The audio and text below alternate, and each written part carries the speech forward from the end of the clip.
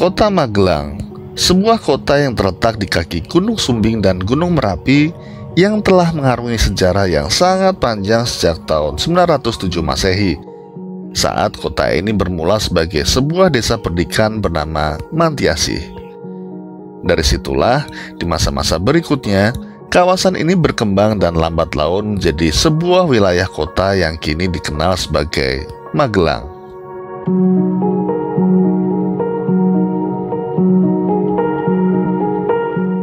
Di masa kolonial, Magelang mempunyai posisi penting dengan ditetapkannya kota ini menjadi ibu kota karesidenan yang bernama Karesidenan Kedu, membawahi wilayah-wilayah yang sekarang dikenal sebagai Magelang, Purworejo, Kebumen, Wonosobo, dan Temanggung.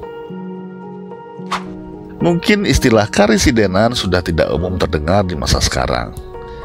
Karesidenan adalah sebuah pembagian administratif di Indonesia sejak era Hindia Belanda dan masih dipakai hingga tahun 1950-an.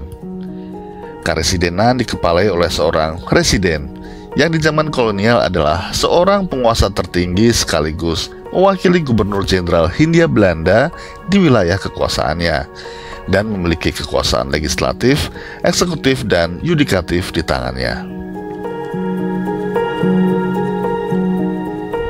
Dan salah satu bukti sejarah peninggalan masa tersebut masih dapat kita saksikan kini, berupa bekas kompleks Karesidenan Kedu yang berdiri megah sejak tahun 1800-an sebagai pusat administrasi pemerintahan kolonial pada waktu itu. Saat memasuki area bekas kompleks ini, suasana masa lalu masih kuat terpancar menyambut kita. Bangunan-bangunan dengan arsitektur megah bergaya Indis yang masih kokoh berdiri mencerminkan kekuasaan dan kejayaan pemerintah kolonial pada masa itu. Namun, di balik kemegahannya, kompleks ini menyimpan cerita muram yang menjadi titik balik dalam perjuangan melawan penjajahan.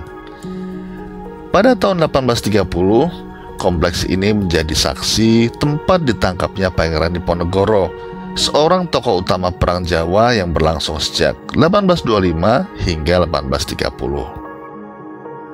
Perang Jawa adalah sebuah perlawanan terbesar yang pernah dihadapi oleh kolonial Belanda di Nusantara di tanah Jawa yang sangat merepotkan dan membuat Belanda ketar-ketir karena sangat menguras tenaga maupun keuangan Belanda pada waktu itu.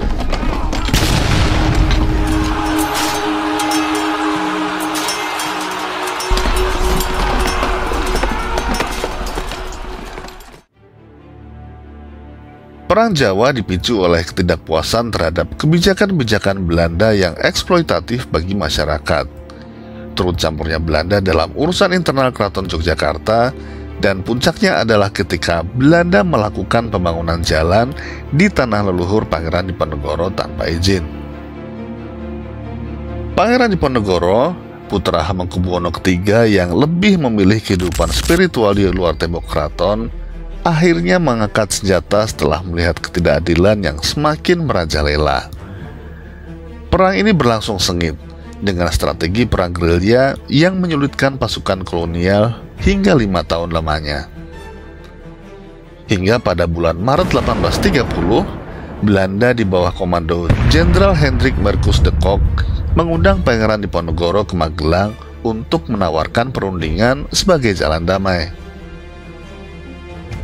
Pangeran Diponegoro pun bersedia hadir karena beliau percaya bahwa Belanda akan menghormati perundingan.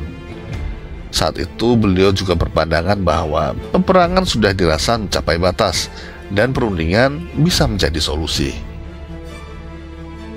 Sayangnya, ternyata perundingan ini hanyalah jebakan semata untuk menghentikan perlawanan Pangeran Diponegoro secara paksa. Setelah perundingan mengalami jalan buntu dan tidak menemui titik temu, de Kock memberikan isyarat kepada pasukannya untuk mengepung dan menangkap Diponegoro dan rombongannya. Diponegoro sangat marah atas pengkhianatan ini, tapi ia tidak bisa berbuat banyak karena situasinya sudah tidak menguntungkan lagi. Pangeran Diponegoro pun ditangkap tanpa perlawanan fisik, tapi dengan sikap teguh dan penuh martabat. Dari Magelang, Pangeran Diponegoro sempat dibawa ke Semarang Batavia, Manado, sampai akhirnya dipindahkan kembali ke Makassar hingga akhir hayatnya.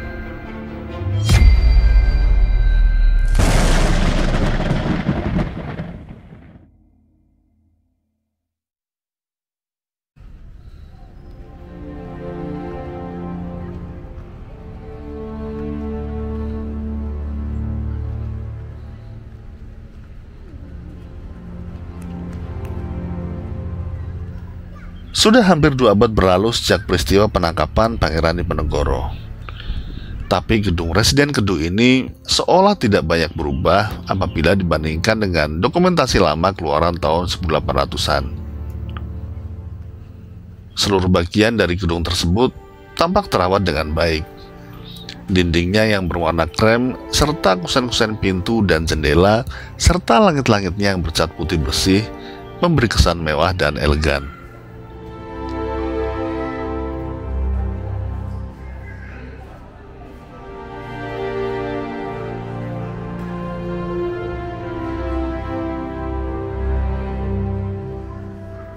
Di salah satu sisi gedung, tampak sebuah pintu terbuka.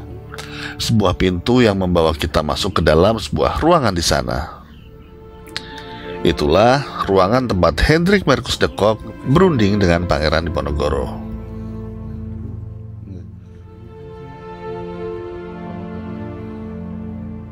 Ruangan tersebut tidak terlalu besar dan hanya dijaga oleh seorang petugas keamanan. Di dalam tampak beberapa barang yang berasal dari masa lalu, seperti satu set meja kursi yang terbuat dari kayu jati. Sebuah kursi diletakkan di dalam lemari kayu dan dilindungi pembatas. Itulah kursi yang diduduki oleh Pangeran Diponegoro pada saat perundingan. Di salah satu pegangan kursi, tampak terdapat sebuah goresan yang konon berasal dari cengkeraman kuku tangan Pangeran Diponegoro yang menahan amarah setelah mengetahui bahwa Jenderal de Kock telah membohonginya.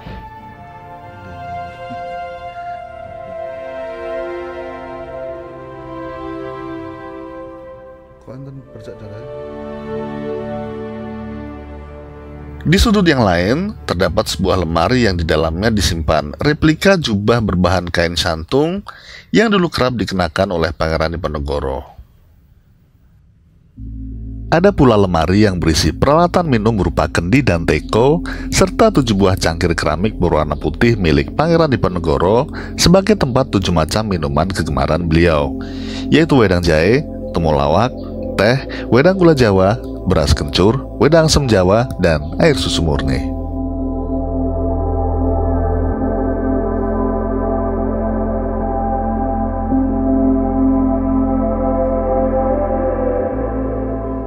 Di lemari yang lain, tersimpan juga sebuah kitab yang cukup tebal dengan huruf Arab gundul.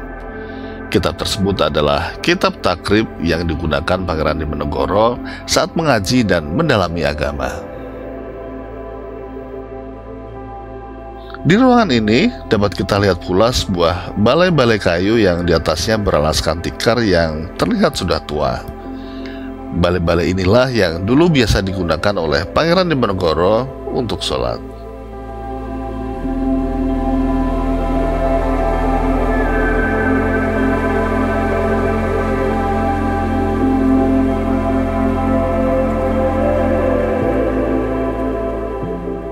Selebihnya ditampilkan beberapa infografis serta replika lukisan, seperti lukisan penangkapan Pangeran Diponegoro yang dilukis oleh Raden Saleh pada tahun 1857.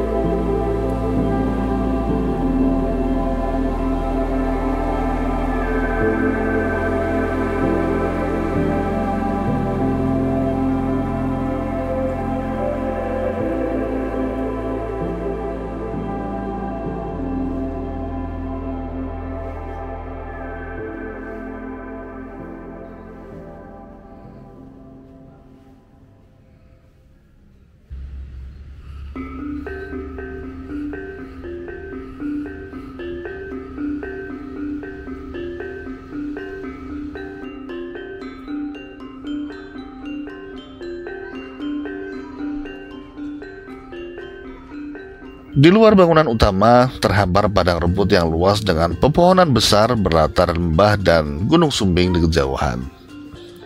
Sekawanan rusa rupanya telah menjadi penghuni tetap padang rumput ini dan terlihat menjalankan aktivitasnya berkeliling. Entah sejak kapan rusa-rusa itu berada di sana. Mungkinkah leluhur rusa-rusa ini juga turut menjadi saksi peristiwa-peristiwa penting di masa lalu?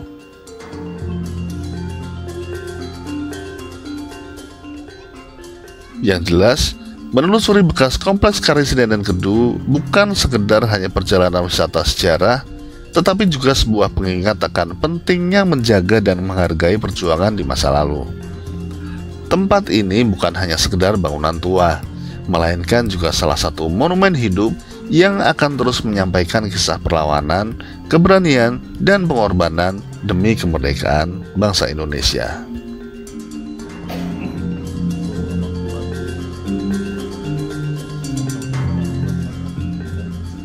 Saya Anjas, sampai jumpa pada video selanjutnya. Wassalam.